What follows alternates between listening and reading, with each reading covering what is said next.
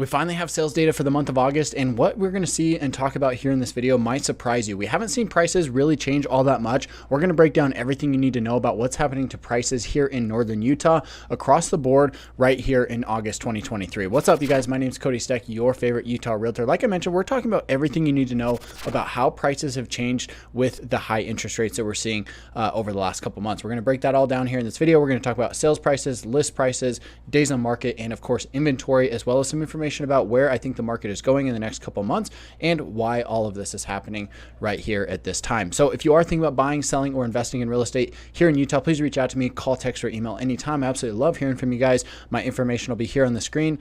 And with that said, let's jump into it. So we're going to jump on my screen here and take a look at this information. So what I've got pulled up right here, this is going to be all home sales for the entire Wasatch Front Regional MLS system. So this is going to include most of northern Utah, as well as a lot of the surrounding areas, a little bit more rural areas, as well as some of southern Utah. So if we take a look at this information here, August 2023, we saw 3,208 home sales for this data set. If we actually compare that to last month, or the month prior rather, for July of 2023, we saw 3,060 home sales. So if we take this information and compare it to last year, this is pretty typical. July 2022, we saw 3,300 and August was 3,700. So sales are always a little bit lower in July just because we have 4th of July, we have the 24th of July, which is a state holiday, and people are just busy. They're on summer vacation. There's not as many homes selling during this time. The kids are out of school, all that, right? So it's pretty typical to see this drop here in July, but looking at August, 3,200 sales compared to roughly 3,800 sales. This means that sales are down roughly, what is that? That's about 15 to 20%, I think, if my math's correct, from what they were the year prior. So this is largely due to uncertainty in the market. It's due to the volatility and of course the high interest rates. We've seen rates hovering around 7 to 7.5, some even 8% right now in this market. So it's just kind of crushing everybody. We're not actually seeing changes in the prices, which we'll talk about here in just a sec, but we are seeing a change in the number of sales that are happening out there in the market. So taking a look at this, August 2023, your median list price, that's this column right here, this median OL dollar sign. That means the median original list price was at 504,990. We'll call it 505. And your median sales price is at 495. So this means that on average, homes are selling for roughly 2% below what they were listed at. If we go back here and compare to, we're actually going to open this up. Let's go back to 2019. If we come back here and take a look at what happened pre-COVID, before the market went crazy, this is going to give you a good idea of what's happening out there in comparison to, you know, quote unquote normal times, right? If we come back here to September, October, November of 2019, it is pretty typical. These homes are selling for 99%, 97%, 98%. It is pretty typical to see homes sell for 1 to 3% below the list price. So right now we're kind of in normal terms as far as what those numbers are telling us.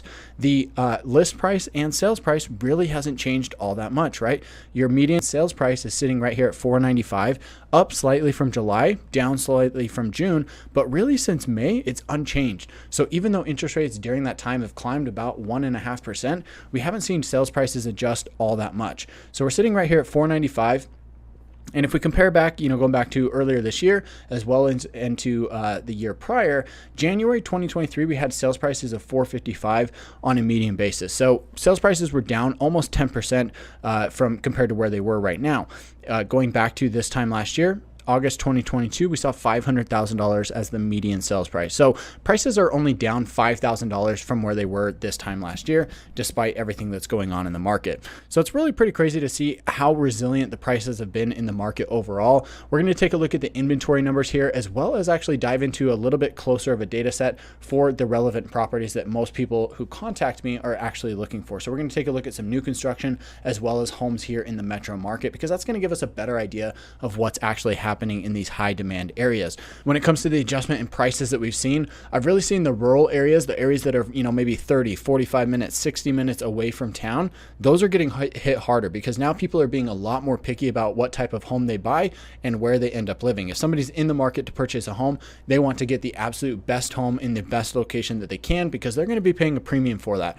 And so what we're seeing is those further out areas are getting hit a lot harder. We're starting to see lots of price drops, lots of price cuts. Homes sit on the market for long longer in those areas, but in the very high demand, very popular areas, homes are still selling very quickly and for top dollar from what we're used to. So with that said, days on market, this last column right here is pretty much unchanged. 23, 21, 24, 29. Over the last couple of months, it really hasn't changed all that much. We're slightly climbing. That's pretty typical again for this time of year. So nothing to be concerned about there. All right, let's narrow down our search. We're going to look at single family homes, and we're going to look at Utah County, Salt Lake County, Davis County, and Weber County. These are going to be the 4 counties here along the Wasatch Front that make up about 70% of the state's population. This is where most of the home sales are happening, as well as most of the population of the state. So this is going to give us a really good idea of what's actually happening out there in the market. So if we take a look at this, August 2023, 1,676 single family homes that sold, very close to what we saw in July. Actually, July was just slightly less than that.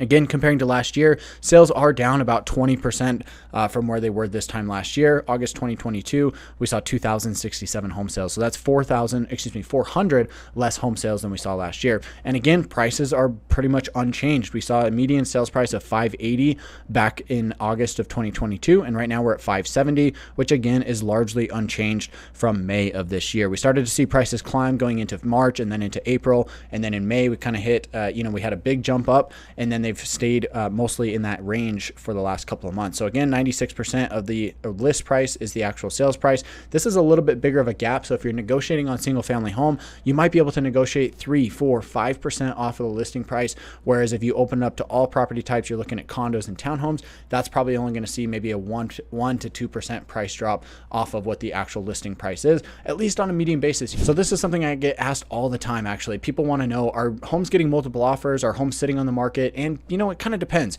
If you've got a home that's been sitting on the market for 3 months, they don't have other offers, right? They might have received other offers, but those offers are not going to be any good. If you've got a home that just came on the market, there's a fair chance that they could receive 1, 2, 3 other offers in the first couple of days, because there's lots of buyers out there waiting in the market. And then as soon as they see a new property come into the market, they jump on that and they go after it right away. So there's a chance where if a new property comes up, there could be other offers, which could push the price higher. But if a home's been sitting on the market for a while, that price is probably going to come down, or at least it opens up the opportunity for you to be able to negotiate on it.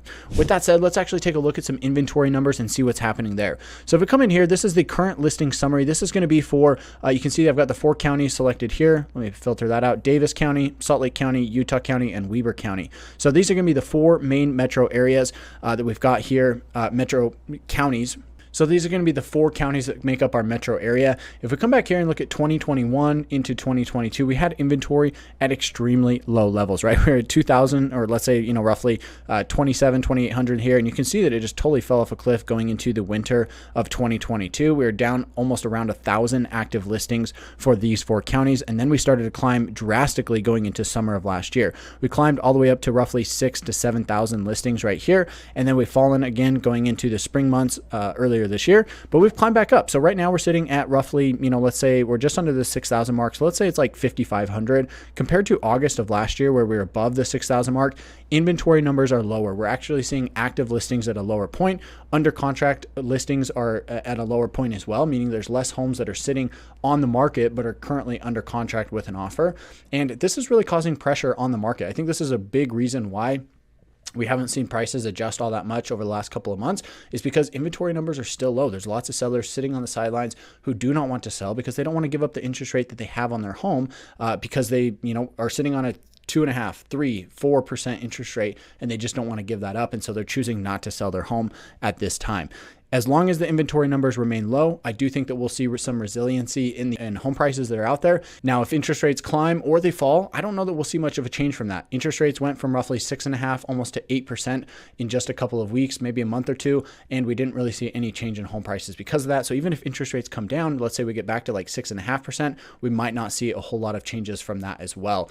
So with that being said, we're still seeing a lot of resiliency in prices. Interest rates have been fluctuating, yet we haven't seen any change there. As long as inventory levels remain low, I do think that we'll probably see prices, really not move all that much. Going into the winter, I do expect inventory levels to actually drop because this is something that happens every single year. We see inventory levels drop because people pull their home off the market. They don't want to move while the kids are in school. They don't want to move while it's cold or, winter. They're going to choose to wait until next year. So inventory levels will come down. That could actually buoy prices up and prevent them from falling even further. Now, the one caveat to all of this is going to be unemployment. Right now, we're seeing these changes prices or these effects in the market because unemployment is sitting at all-time lows. Utah has one of the lowest unemployment rates in the entire country, and that's causing people to, basically keep their job. They're still making their money, they're making their mortgage payment, and they're not in a stressed out situation when it comes to making their house payment. They might be behind on car payments, they might be struggling to buy groceries or to pay for the kids' clothes or whatever it might be, but making that house payment is going to be a top priority for most people out there, and that's why we're continuing to see, again, prices and inventory levels remain where they're at. So with that being said, guys, thanks so much for watching this long video. Reach out to me, call, text, or email. I want to be your trusted real estate resource of choice. If you're looking to buy, sell, or invest in real estate, please reach out to me, call, text, or email. My information is here on the screen. And with that said, we'll catch you guys in the next one.